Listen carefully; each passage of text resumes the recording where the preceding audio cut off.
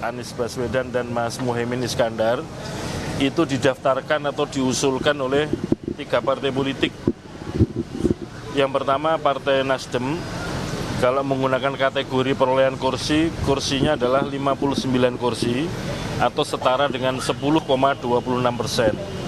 Yang kedua PKB 58 kursi atau setara dengan 10,09%. Kemudian ketiga PKS 50 kursi atau setara dengan 8,70%. Sehingga total kursi yang digunakan untuk syarat pencalonan 3 partai politik tersebut, Partai Nasdem, PKB, dan PKS adalah sebanyak 167 kursi DPR RI hasil pemilu 2019 atau setara dengan 29,04%. Bakal pasangan calon yang kedua yang didaftarkan ke KPU oleh gabungan partai politik adalah bakal pasangan calon Mas Ganjar Pranowo dan Pak Mahfud MD. Itu didaftarkan atau diusulkan oleh 4 partai politik. Nah, 2 diantaranya adalah partai politik yang tidak memperoleh kursi DPR RI, sehingga yang kita gunakan ukuran adalah perolehan suara untuk pemilu 2019, pemilu anggota DPR RI.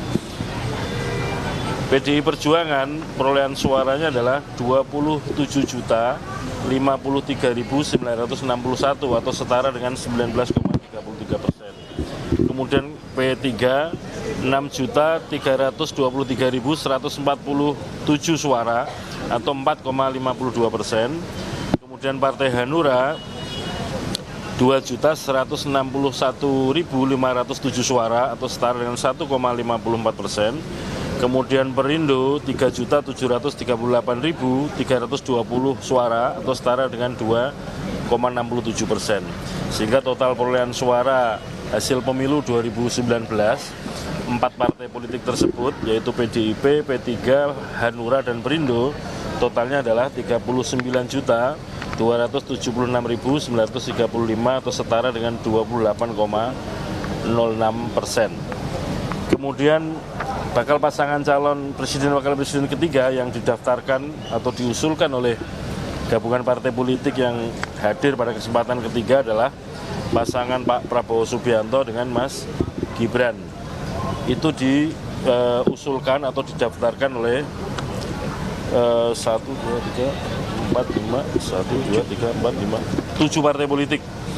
Ini karena ada juga partai politik yang tidak memperoleh kursi, maka yang digunakan untuk menghitung adalah perolehan suara hasil pemilu DPR RI 2019. Partai Gerindra 17.594.839 suara. Partai Golkar 17.229.789 suara. PAN 9.572.623, Partai Demokrat 10.876.057 suara, PSI 2.650.361 suara, PBB 1.099.848 suara, Partai Garuda 702.536 suara.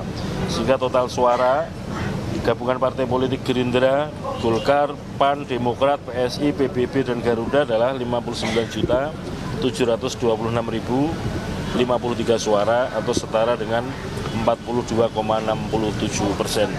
Dengan demikian sudah ada 14 partai politik peserta pemilu 2019